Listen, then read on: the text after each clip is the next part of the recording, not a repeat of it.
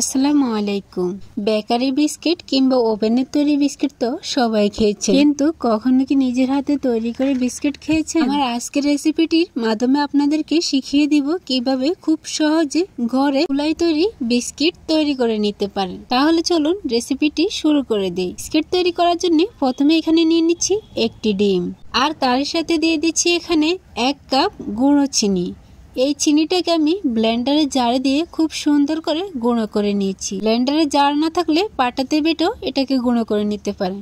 সাথে দিয়ে দিচ্ছি 1/2 চা চামচ এলাচ গুঁড়ো, দিয়ে দিচ্ছি স্বাদ মতো সামান্য লবণ, আর এখানে দিয়ে দিচ্ছি 1 টেবিল চামচ ঘি বা বাটার যে কোনো একটি এখানে দিয়ে এই বিস্কিটটা তৈরি করে নিতে পারেন। অনেকে বলতে পারেন ঘি বা বাটার ছাড়া এই বিস্কিটটা শুধুমাত্র তেল দিয়ে তৈরি করা যাবে কিনা। শুধুমাত্র তেল দিয়েও বিস্কিটটা তৈরি করা যাবে, কিন্তু আপনি যদি বেকারির মতো বিস্কিট তৈরি করতে চান তাহলে অবশ্যই এখানে ঘি বা বাটার ব্যবহার করতে হবে। এরই ফাঁকে এখানে আমি 2 টেবিল চামচ তেল দিয়ে দিচ্ছি। তেলটা যদি আপনি এই বিস্কিটে ব্যবহার করেন তাহলে কিন্তু বিস্কিটটা যখন তৈরি হবে খাবারের সময় এই বিস্কিটটা কামড়ে কামড়ে তেলের ফ্লেভার পাবেন। এতে দিয়ে দিচ্ছি 2 টেবিল চামচ কর্নফ্লাওয়ার এবং 1 টেবিল চামচ বেকিং পাউডার। এখন এই সব উপকরণ দিয়ে একসাথে আবারও খুব ভালোভাবে হ্যান্ড উইচের সাহায্যে মিক্স করে নিচ্ছি। সবকিছু এমনভাবে মিক্স করে নিতে হবে যেন চিনি দলা পেকে না থাকে। সবকিছু ভালোভাবে মিক্স করে নেওয়ার পরে এখন এতে দিয়ে দিচ্ছি ময়দা। এখানে ময়দাটা আমি একবারে ব্যবহার করব না, অল্প অল্প করে ব্যবহার করব আর মিশিয়ে নিব। প্রথমে আমি হ্যান্ড উইচের সাহায্যে এটাকে মিক্স করে নিতে চেয়েছি, কিন্তু হ্যান্ড উইচ দিয়ে খুব ভালোভাবে মিক্স করা যাচ্ছে না, তাই একটা স্প্যাচুলার সাহায্যে এটাকে মিক্স করে নিচ্ছি। ডোটাকে এমন ভাবে তৈরি করতে হবে যেন বিস্কিট তৈরি করার সময় অনেক বেশি শক্ত কিংবা অনেক বেশি নরম না হয়। পারফেক্ট একটি ব্যাটার তৈরি করে নিতে হবে। আমি কিন্তু 2-3 বারে এভাবে অল্প অল্প করে এখানে গুঁড়ি দিয়েছি আর মিশিয়ে নিচ্ছি।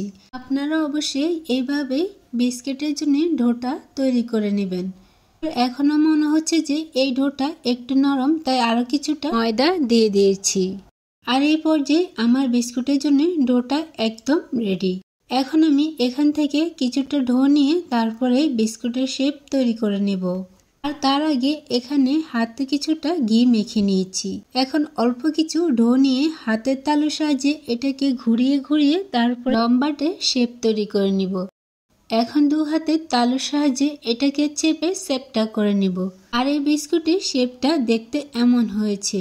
আপনারা যে কোনো শেপে এটা তৈরি করে নিতে পারেন। এখন একটি চামচের সাহায্যে এর উপর দিয়ে দাগ কেটে নিচ্ছি। আপনারা যে কোনো ডিজাইনের দাগ কেটে নিতে পারেন। আমি খুবই সিম্পল একটি ডিজাইন করে দেখালাম, শুধুমাত্র আপনাদের বোঝানোর জন্য। আপনারা আমার চেয়েও অনেক বেশি ভালো ডিজাইন করতে পারবেন। এখন আবারও কিছুটা ডো নিয়ে একইভাবে আমি আরেকটি বিস্কিট তৈরি করে দেখাচ্ছি। এই বিস্কিটগুলো তৈরি করা একেবারে সহজ, যে কেউ একবার দেখলে এটা তৈরি করে নিতে পারে। আমি সবগুলো বিস্কুট একই নিয়মে তৈরি করে নিচ্ছি। আর এই পর্যায়ে দেখতেই পাচ্ছেন আমার কিন্তু সবগুলো বিস্কিট তৈরি করা হয়ে গেছে। বিস্কিটগুলো খুবই সুন্দর হয়েছে। এখন এই বিস্কিটের উপর দিয়ে আরো কিছুটা তেল দিয়ে দিচ্ছি। এতে করে বিস্কিটটা যখন বেক করব দেখতে এটা অনেক বেশি সুন্দর লাগবে। আর এই বিস্কিটটার ভেতরে এবং বাহিরে তেল থাকাতে এটা খেতেও দারুণ হয়। এখন কিন্তু আমি বিস্কিটগুলো বেক করার জন্য আমি একটি স্টিলের থালা নিয়েছি। এই থালাতে করে আমি আজকে বিস্কিটগুলো বেক করব।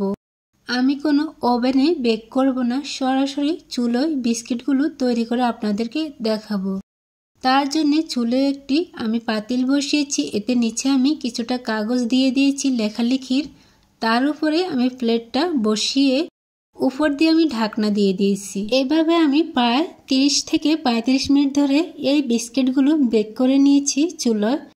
আর এই পর্যায়ে দেখতে পাচ্ছেন বিস্কিটগুলো কতটা সুন্দর কালার এসেছে উপর দিয়ে এবং কতটা সুন্দরভাবে তৈরি হয়ে গেছে।